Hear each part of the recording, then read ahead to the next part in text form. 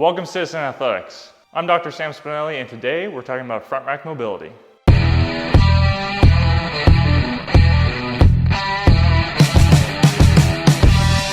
The front rack is a very challenging position for a lot of people, often having complaints about not being able to get into it comfortably. It can be one that people struggle with because of wrist issues, elbow, forearm, or shoulder problems. In this video, we're going to show you drills that are going to be offering mobility strategies to address your shoulders, your upper back, and your wrists, as well as showing some options for specific drills on the front rack. We're also going to show you some alternatives for the front rack if you're not able to achieve it. So let's get into it. People often blame the wrists as being the main issue in the front rack position, but we actually find that it's more commonly a more central issue. So instead of it being the wrists, we see that the thoracic spine or the shoulders are more commonly a problem for people. It's very common that we see an improvement in thoracic extension and improvement in shoulder external rotation take stress off the elbows or the wrists. So that's where we're going to start. So we're going to start off with the thoracic spine. Our first drill is the quadruped extension rotation. This is a great movement as it works on extension of the thoracic spine while also working on getting some range of motion to the shoulder. To do it, sit up on your hands and knees in quadruped, place one hand on the back of your head, then bring your elbow down towards the ground, rotate your chest towards the other arm, and then you're going to rotate so that your chest points out and your elbow up to the roof. As you do this, keep your hips flexed, that way we emphasize your upper back. Repeat this for 6 to 10 reps, and then do it on the other side as well. After you do that, you should be feeling some extra motion in your upper back. Our second drill is the dowel-assisted passive external rotation stretch. Here we're going to be pulling our shoulder over into external rotation, utilizing the dowel to get a good stretch, and then come back up to neutral and repeat. We don't want to pull too hard, just get a gentle stretch. You can add in a mini isometric contraction at the end range, so you're just trying to pull into the dowel, and then relax, and come back up. You can do this for 6 to 10 reps, repeat on the other side, and then afterwards your shoulders should feel nice and relaxed. These two drills alone should have a very big impact and make a big difference for a lot of people's comfort in the front rack. After these two, the next one we're going to work on is the wrists. Because there's a lot of complaints around the wrists, what we're going to do is we're going to utilize a drill that helps to get into wrist extension and gain some comfort into that. To do that, we're going to do the quadruped rocking wrist extension. You're going to sit up on your hands and knees with your hands rotated forward so your fingers are pointing ahead, and then you're going to rock back and forth while trying to keep your hands in place.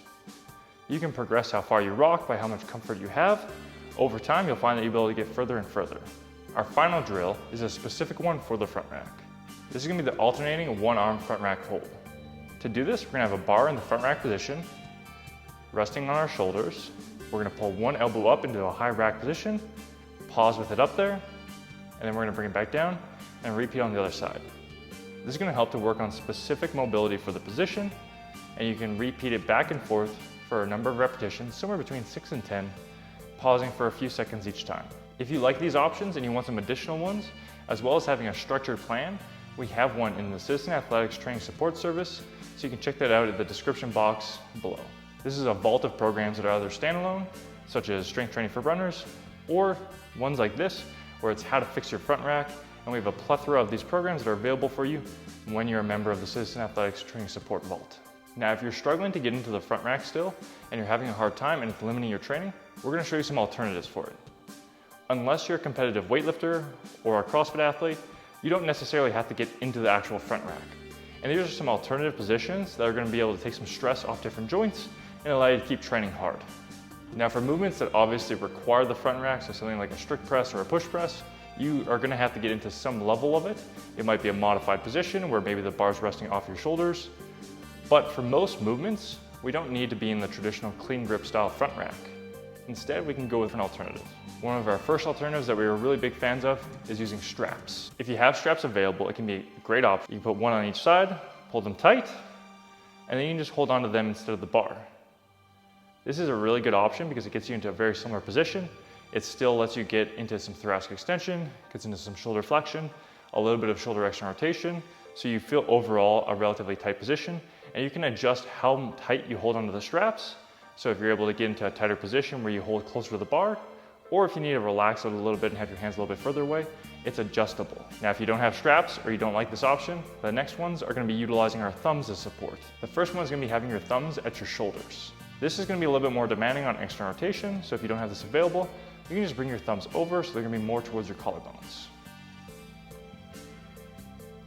The next grip option is going to be with a cross grip. We see this more popular in bodybuilding, where the individuals oftentimes have limited external rotation, and so going with a cross grip is similar, where we take the thumbs across now to the shoulders, and this is where we have no real demand on external rotation. Our final position is going to be the Frankenstein style grip, and this is where we don't actually put our hands on the bar at all, and we just keep our arms extended straight out in front of us. This is going to be the one that's the most demanding on your upper body, because we're not actually going to have support from our wrists. You'll find that this one is very challenging and oftentimes requires you to stay the most upright out of all the variations. Check out these options as you need to. Ideally, try and work on your front rack so you have the ability to get into it if necessary. If you don't do any of the sports that are required, don't stress about it and use one of the alternatives. Hopefully you find this helpful. Comment below about some other things you'd like us to cover in future videos. Tap that like button and subscribe for more content in the future.